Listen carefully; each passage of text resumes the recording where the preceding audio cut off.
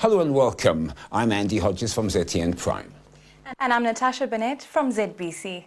Zimbabwe's head of state, Dr. President Mnangagwa, was inaugurated in 2018. 5 years later, we speak to him and reflect on his tenure. We want to find out from the President directly what were his government's success and challenges faced. Mr. President, thank you for speaking to us today. Welcome. You're welcome.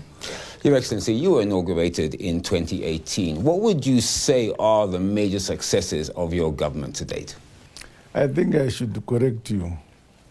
I was not inaugurated in 2018. It was in November 2017. November 2017. Yeah. Yeah. But of course, then after the elections of 2018, that's a second inauguration which I got.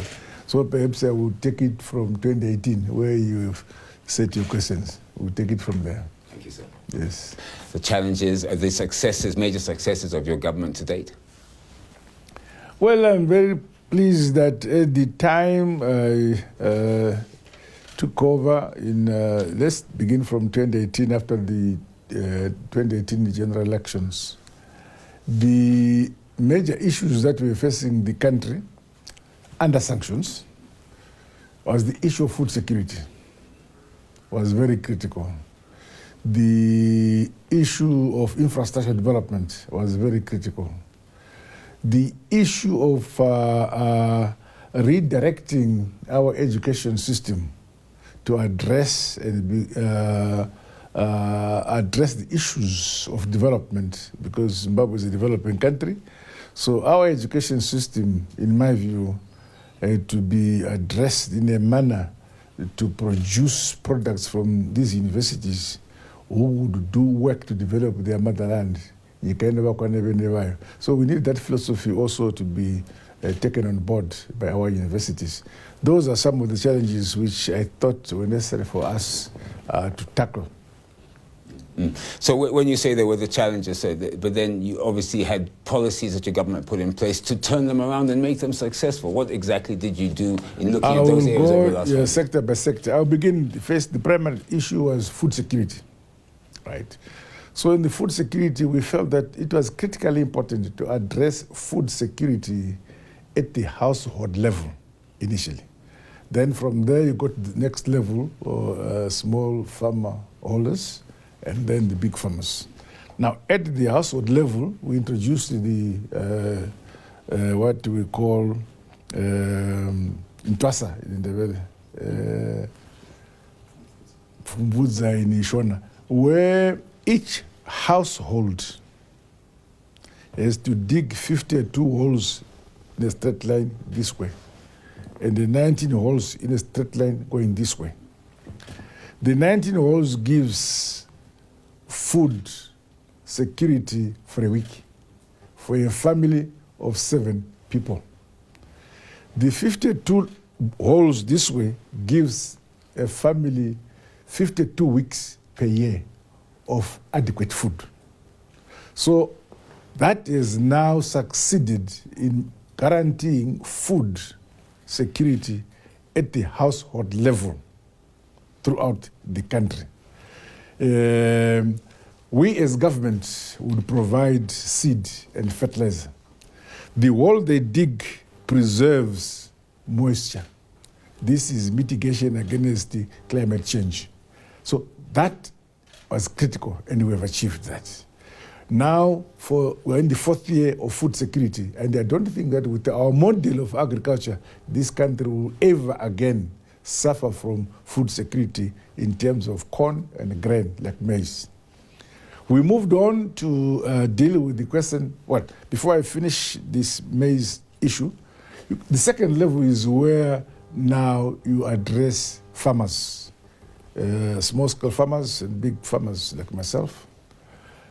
These ones, you don't give them free inputs. You give them inputs which they pay after harvesting. Okay. So they are supported by government. We empower them to produce food, to produce grain or corn. The ones at the ordinary household, it's free input. But by doing so, you are making sure that the 3 million families have food for themselves, and the government has no need anymore to import food. And they've already been importing food for the last 3 or so years as a result of this model of agriculture. So the question of food security is now behind us.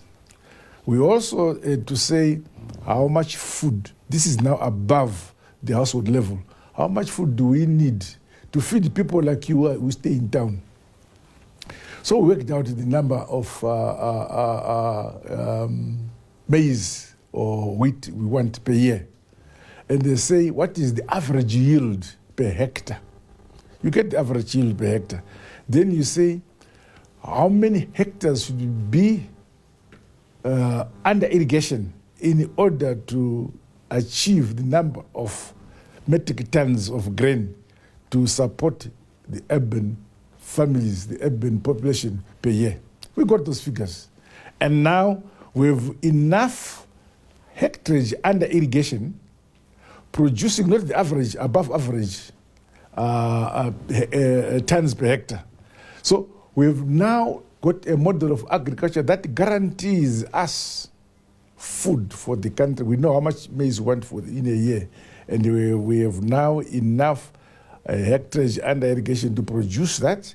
Although worked at the rate of 5 tons per hectare, but we are producing on average 8 tons per hectare. So we have surplus. Just today, I was my Minister of Agriculture was briefing Cabinet to say, Mr. President, what do we do with what? He says, with wheat. We do the same model on wheat. In the past, we used to import wheat, but we worked out and said, how much wheat do we eat per year? Right? We're getting our wheat from Ukraine. This is before the war. We're getting our wheat from Ukraine. But we were ahead of the war, as if we knew there was going to be a war. We were ahead of the war and designed a model of agriculture to produce the wheat we want per year. Now my minister today was saying that, Mr. President, we have no space for surplus wheat. I said, no. I said, we have no... Mr. President, if we have to keep the wheat, we need to have money from Professor Mnangagwa to build new silos. So I gave him permission to market, to export extra wheat, which we have. We have no space for the wheat. We are wheat sufficient. We are grain sufficient. So the question of food in this country is behind us, solid. Whether there is rain or there is no rain, because our model of agri is based on irrigation. And we've built dams and so on, so that these dams have a number of factories to make sure we produce what we want. So on the question of food security is behind us. And infrastructure, sir, you said you went through some of the successes. Now I know that you talk about infrastructure, for example. Well, infrastructure, I'm talking about the construction of dams. We've made several dams in the provinces. We've also done roads. We have not finished in this sector. We still have dams under construction, like the Gwai Shangani Dam or the Quality Lake in Mat North. When that is finished, we have already planned for it to irrigate 10,000 hectares on the way from Gwai Shangani to Bulawayo. Now, 10,000 hectares, if it is maize, and if each hectare gives us what's irrigation, it gives an average of 8 tons per hectare. So 10 tons times 8 if you went to school. You ask difficult questions. You make questions, not me. Well, that's 80,000 metric tons of grain, which I'm sure can feed the North and South and Bulawayo. It's enough. So these are things that we are doing. That's about infrastructure. You asked about infrastructure. We have dams like Mchekerama. I forget some of the names. Masvingo, we have dams which have built and so on. We continue to build dams. These are in terms of infrastructure, road infrastructure. There's this road from Bati Bridge to Harare to Chirundu. I think to Harare it's almost complete. But again, the same companies. In the past we used to have foreign companies come and do construction of our roads. I'll just give an example. The road from Bati Bridge to Harare. In the past, we had given a tender to a company, I want to mention it, and it was charging us about $2 billion. But we have now done it under 900 million. So we've saved 1.1 billion US dollars by doing it ourselves. And doing so, we've empowered the 5 companies, 5 domestic, local companies. We've said boys and girls who did, what do you call it, civil engineering, I think, in these things. Come together, we will give you, acquire yellow equipment, and we support you. And so far, the 5 companies have done so well. Of course, we didn't know they would do well. So we gave each other 10 kilometers, 10 kilometers. If you do well in the pass, we give you 20. If you do the 20 kilometers in pass, we give you 40. Now they're over 200 kilometers. We know they are passing. And these are our own domestic and local companies that are doing it. And we, instead of paying 2 billion for the road from Harare from Badbridge to Harare, it's about 900 million. It's a big saving. Yes. President, can I now take you to the energy sector? Without a constant supply of guaranteed energy, the economy may not be able to function at its best capacity. When the Second Republic came in, there was a severe energy crisis. How has your government dealt with this issue? In April 2018, because at that time, the accusations, some correct, some incorrect, that you see, because of load shedding, miti nyama yabora mfridge. Ne asina nyama ngoti nyama yabora mfridge. Asina nyama, you see. So I went in April 2018 to People's Republic of China and discussed with, I had a shopping list of items I wanted from the People's Republic of China. But my dear brother, Xi Jinping, said, well, he chose 4 things. He said, these will not negotiate. He will make a political decision to grant me those things. And the one was energy. He gave me at the time we discussed, he gave me 1.3 billion, but it turned out to 1.5 billion, but he gave us that, a concessional loan. He gave me 100 million for a new parliament. That was a grant, just a grant. Gave me 153 million for the RG International Airport. And the 4th, I think it was broadband. I don't know what that means. It's something the people... The internet. Yeah, you people should know about it. Yeah. Gave me those things. Unnegotiated. Just granted him all those things. So, you're talking about energy. Yes. So with that 1.3, 1.5 billion, we have built Wange 7 and the 9, which has brought on board 635 megawatts. So now, those who are saying, they must come and they report it to me. And they say, this happened. There is now electricity, energy is there. Yes, there's no more load shedding, but we don't stop there. We still have other projects going on to add to what we already have. It's adequate now, but I'm aware that our economy is growing. And one of the enablers of economic growth is energy. So we shall continue to generate more energy. Mr. President, I want to move to the economy. Now, your government introduced a National Development Strategy 1 that runs until 2025. But in the last few months, we have witnessed in Zimbabwe what some would call instability, economic instability, especially around the rapidly depreciating Zimbabwe dollar, both on the formal and the parallel market, which of course is more concerning. And of course, prices of goods and services reaching out to the reach of Zimbabweans in general without the increases in salaries and wages to cover that. So your view, sir, what is your view? Is the Zimbabwe economy performing or not? What is your views about that? The issue here is that we were mistaken to believe that an economy under sanctions can operate like any other economy without sanctions. So our only people, of course, I have no reason to believe that the outside had no hand. I believe the outside has a hand to destabilize us, because the issue of sanctions is intended to destabilize the economy, for the economy to collapse so that there is a regime change. Right? But then when that happened, fighting and destroying our own currency, because they didn't want us to have our own currency. They would do, I'm sure you remember that by 2009, our currency collapsed totally. And a committee in which I was, we proposed the introduction of multiple currencies at that time. So this is the same attack that had come onto us to attack our currency, to attack our economy, to collapse. Because countries that imposed sanctions had expected a particular achievement, a particular result, which did not come.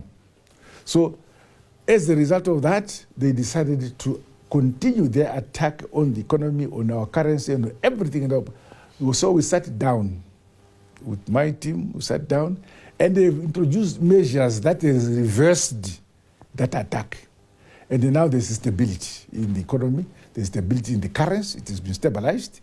And of course, some of our own businesses in the bank, in the financial service sector, and in the ordinary business, in the industry and commerce, some of our people were victims or used as tools to undermine their own economy. And we caught many companies, but before we could expose them, they had to choose whether to be exposed or pay a fine, a steep fine. All of them chose not to be exposed, especially banks. They felt that if we exposed them, there would be a run on the banks, and the banks would collapse. So they chose to pay millions to make us keep quiet. And we have kept quiet, but the results have come. The results have come, and they will stabilize the economy. Your Excellency, I have to ask, does the Zimbabwe dollar have a future? There is no other option but to have a future. I can tell you that even if you wake me up and say, what about Zimbabwe? Oh, it is to stay. It is there to stay. Right? Those who have a doubt should quickly go to the laundry and have their mind cleansed, because every country to develop it must have its own currency. And they were having our Zimbabwe currency. It has come its way to stay. It may be fought because of sanctions, those who want to resume change. But I can assure you, we shall continue to put measures to protect us. I'm sure you're aware now, we introduced gold coins. What do you think we're doing? And now, in the past, our mineral levies were in money, right? Say you're mining platinum, you're mining gold or diamond or any other mineral, nickel and so on. There are levies paid to government. They've been paid 2% levy, royalty, 5% and so on, in money. I changed that. If you are mining gold, the 5% must be in gold. So I must go and look at the gold is there.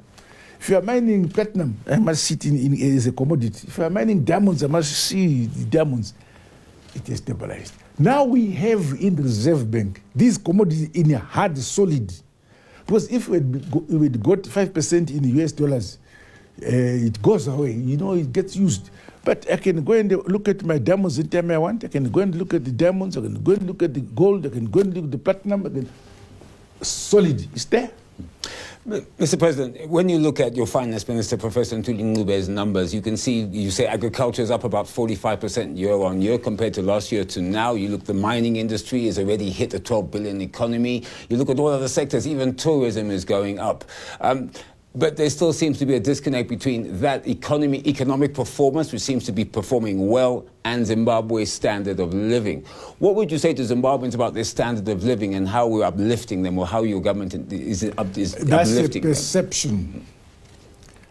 We used to import food to feed our people. We are not importing food to feed our people. That means we are now self-sufficient. That means the lives of our people have changed from being beggars to being masters of their own destiny. If they want to cook food 3 times a day or 5 times a day, they can do it because we have surplus. So if you say things will change, then it's a theory. Go in the villages and say, are you hungry? They'll tell you that, the food from Vudza. Yeah, it's there. So I can assure you that as far as the lives of our people, from my point of view, in terms of figures, we have more disposable food in the country than before. And in fact, with our model of agriculture which we developed, we are guaranteed again that we say to food insecurity, bye-bye. If we see it again, we arrest it. And that obviously has an impact on employment. Employment is critical because one of the issues was job creation. Now, every developing country like Zimbabwe, we have more formal, because this theory of employment is imperialistic. They are talking of people who are working in factories in the Industrial Revolution. They're talking about people working in industry and so on.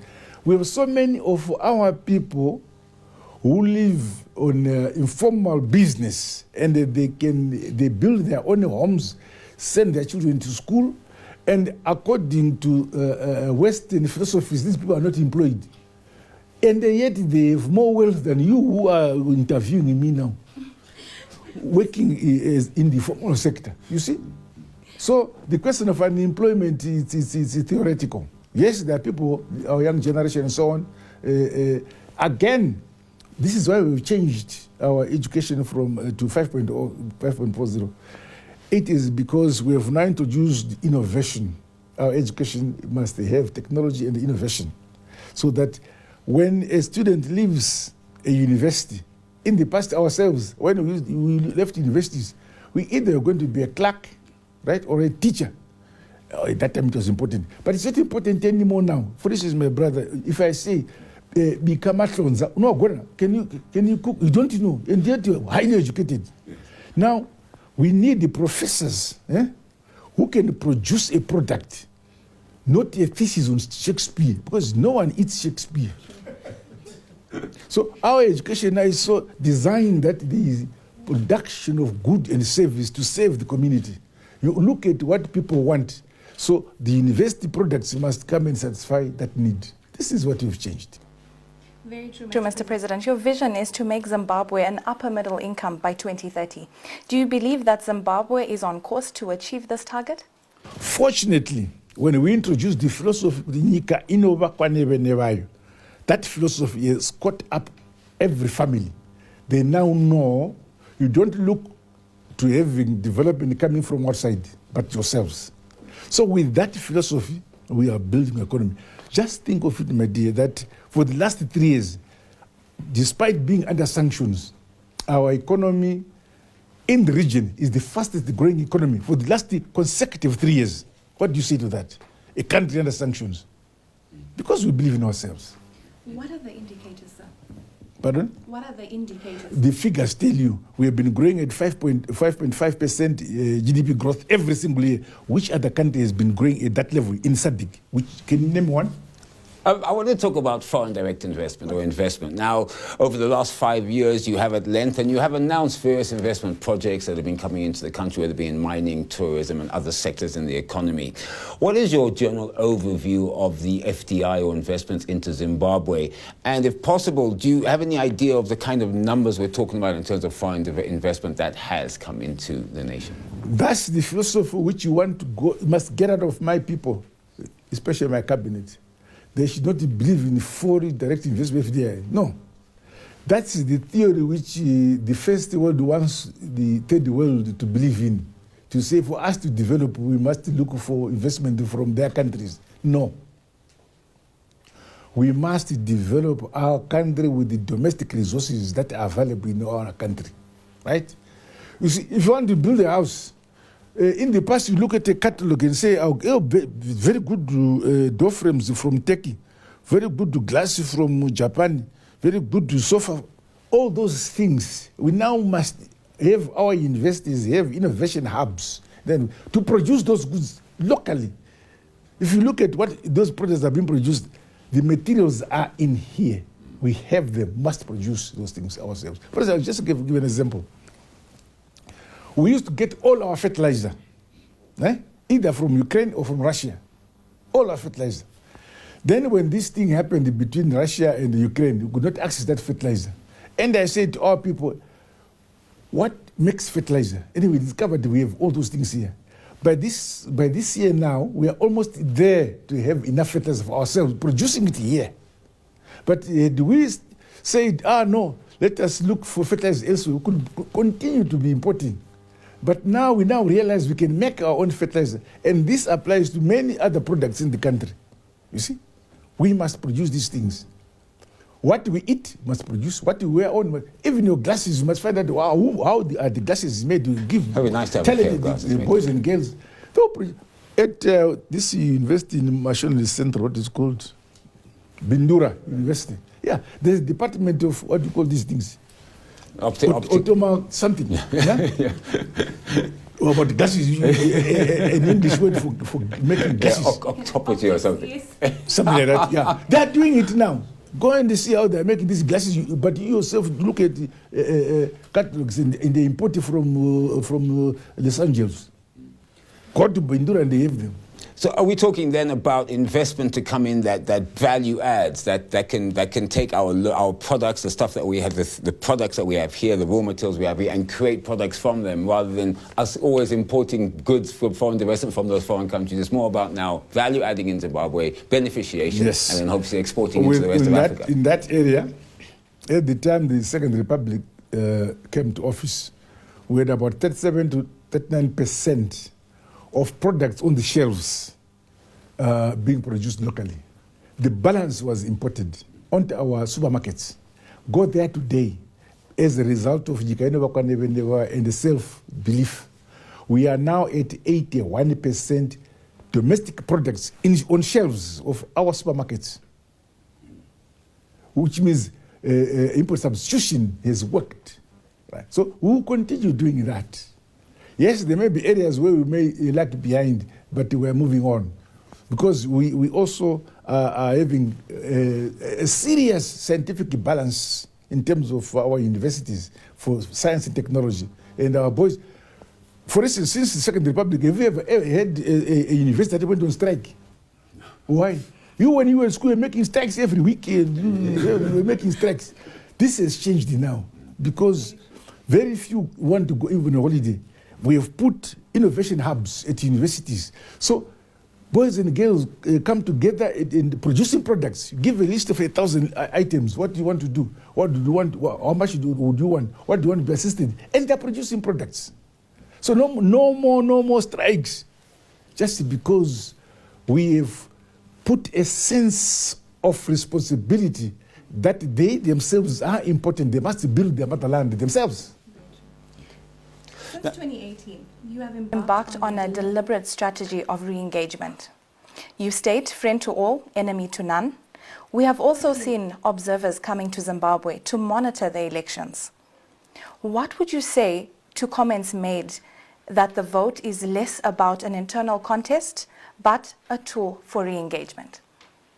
Well, yes, when we came in, we introduced the issue of in our foreign policy, engagement, re-engagement. Engagement with countries and international organizations whom we had not engaged before, so we engaged them. Re-engagement with those who had disengaged with us. Right? So that this is the philosophy, we are a friend to all and the enemy to none. So you choose to be our enemy. We never make you our enemy. You yourself choose to be our enemy, and then we grant you the freedom of being our enemy. That's about the question of friendship and so on. That's our foreign policy. It's based on that. What's the second part of the question? My second part of the question was, what would you say to comments made that the vote is less about an internal contest but a tool for re-engagement? No. Our vote is actually to address domestic needs. A party which the people believe has capacity to address their needs is the party that they must vote for. In the past, elections were done in order to satisfy Western countries to say our country is democracy. That is stupid. We have elections in order to have the best party that puts a program addressing the needs of the people. Not a question of we have democracy, but a question of here is a party with a program to address the needs of the people. That's our philosophy. That's how we look at it. I want to look at how that links into the issue of land, because we have spoken about this before, sir, and we talk about land being a contentious issue, which has caused a rift between Zimbabwe and much of the rest of the world. Your government's agreed to compensate former commercial farmers $3.5 billion United States dollars for land improvement. The question that people ask is, how is Zimbabwe going to pay for that compensation? Is Zimbabwe going to pay for it? And are there any timelines in terms of liquidating that promise to the former farmers? Well, that was a very itchy issue. Because, one, those whom we are paying, those farmers whom we are paying this $3.5 billion, never bought that land before. They got it free. In fact, they got from our forefathers by killing some of our forefathers to get that land. But we came to a compromise where that is going forward, okay. We agree that we have put improvements on land. And in terms of our constitution, we cannot sell our land. So that 3.5 billion is reflective of the improvements that have been put on our land, which had no improvements, modern improvements and development. That's what we are paying for, which we have now acquired. So we have a clear conscience when we address the issue that way. The question of do we have the capacity to pay? This is why we have we created this team of champion and facilitator. We have the great son of Africa, Dr. Disina, President of the African Development Bank, and great son of Africa, President Chisano, President of Mozambique, who are going around trying to mobilize support from these big countries which explained us before, to raise some of these funds to say, look, we observe rights, land rights, property rights, we observe them. But our capacity to pay is limited by our level of development. So can you assist us liquidate this? But down the line, we should be able to pay slowly, slowly. But for now, some of these people may die before they get their money, and they are your relatives. Can you contribute and we pay them? But the bill will be finished the generations to come. This is what is there. I want to look at the issue of land. We've been talking to the Ministry of Agriculture, and they talk about how your government is looking at monetizing, or at least making the leases bankable. So, because one thing is to unlock financing into the agricultural sector outside of government budget. What are the plans in terms of making those bankable and allowing farmers new farmers to be able to access finance through the banking structures? We are not an island. We live in a global setup where rules are different from how we might think as indigenous people. So we understand that until a property is bankable, until it has a paper which says you own it. So we consider to have this paper called, what do you call it, title. Yeah. So that it becomes bankable and we are able to play the game with others. That's what the whole reason is why it is. But otherwise, as traditional leaders ourselves, you don't need any paper. We all know that you begin from here and you end there. The next village begins from here and it ends there. That's what we... But now, because we are in the modern world, we are not in an island, so we are accepting the question of this title deed so that it gives the same mental value as the West gives to the papers which they hold about the buildings and the roads, things of that nature. I have to ask, you earlier mentioned that some may die before they finish. Are there any timelines? Finish what? Finish paying the compensation. Are there any timelines? Are there any timelines put in place? Oh, no, we don't regulate dying. What we actually regulate is the payment. Okay. Through our financial, through our Ministry of Finance. Every year in the budget we put some money. But we are also appealing to the international community. And this is why we have these two champions I've mentioned to mobilize for us. But we are focusing in obeying our commitment. Okay. But the extent of our ability is determined by the level of our economy. So I want to turn to, Natasha asked you a question earlier about the observers, some who have come from countries that haven't traditionally come to Zimbabwe. What is the situation concerning some observers being barred? Has there been a legal fair play regarding observers? I'm not aware of those who have been barred. They can only be barred because they are not suitable to come in. Okay. But otherwise it's open. We have invited everybody to come in. But of course, if you have a criminal record, and you wanted to come and observe us when you're a criminal, we'll buy you. Or some other reason that we know that you are already biased. Before you come here, you declare that, you see, there can never be free elections in Zimbabwe. Why should we ask you to come here if you already have taken a position? But I'm not so sure of any specific group that is We have seen SADC here, we saw the Commonwealth, African Union, all obviously paying courtesy calls on you. How is that going? Mm. It went very well, and I told them that Zimbabwe is open. You can go wherever you like, but you must always have an open mind and be transparent and fair. If you come and with a predetermined position, we will expose you. That what you are saying is consistent with what you said before you came. On that note, Mr. President, has Zimbabwe been invited to attend the upcoming BRIC meeting? It's a pity. My dear brother Cyril was persuading me in Rwanda to come on the 23rd and 24th. But I told him I'm in the middle of elections. He is the president there because he was already elected and is enjoying.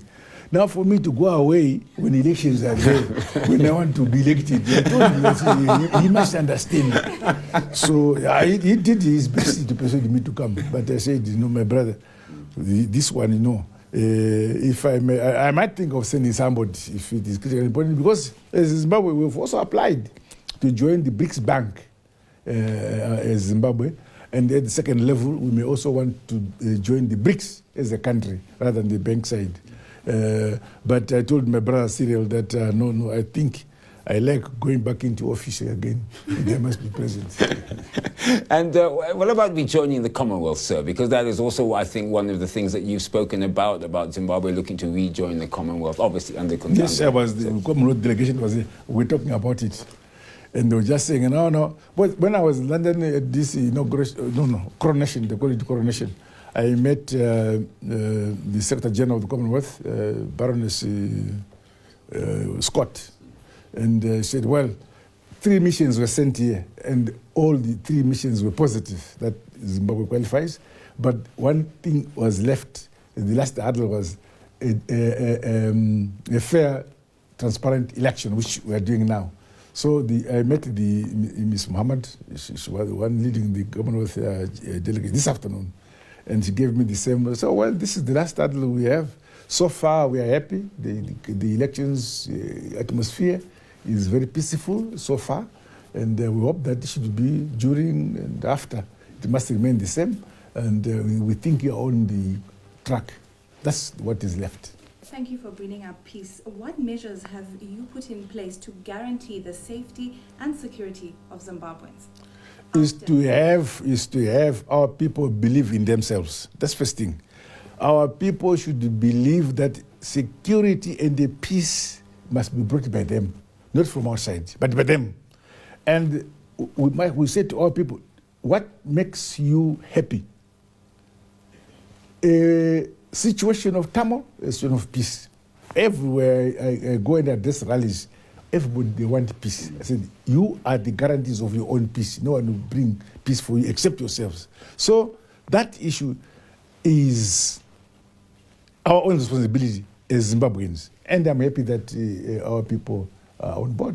I mean, Mr. President, you have spoken recently about how you're very happy with the peaceful situation that's prevailing in the country, particularly now in the campaigning period, and of course we are going to elections soon.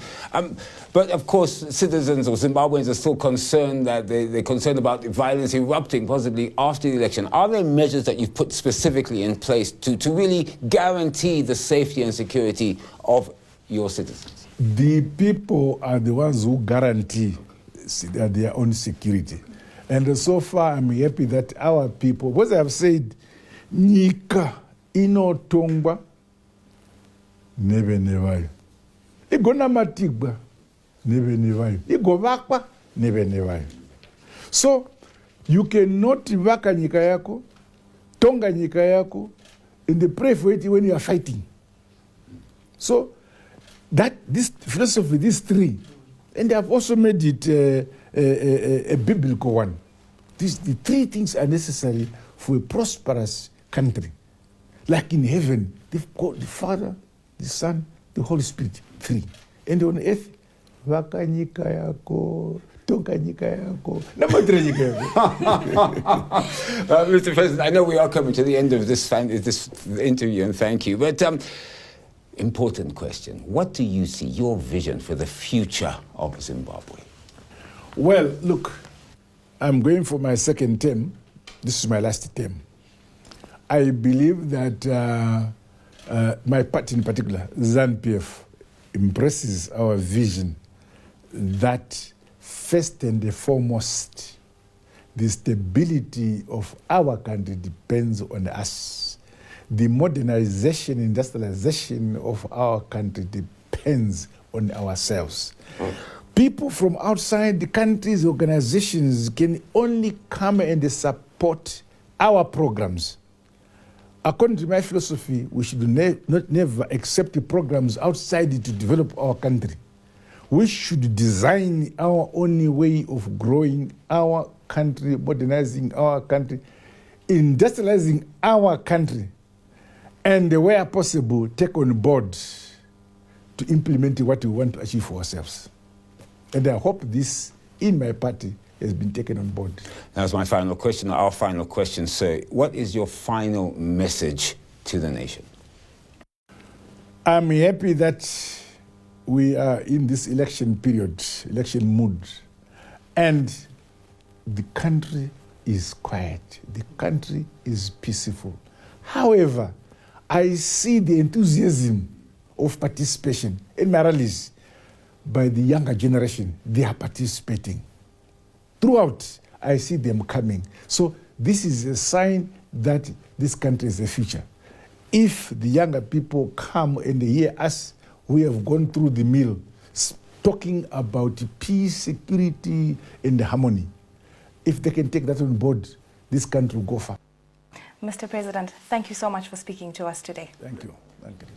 Well, that's it. You heard the President of the great Republic of Zimbabwe here this afternoon giving us his ideas about the last 5 years in tenure as head of state. Well, that's it for this today. Very much so. I am Natasha Bennett. And I'm Andy Hodges. Goodbye, and please, you all be safe.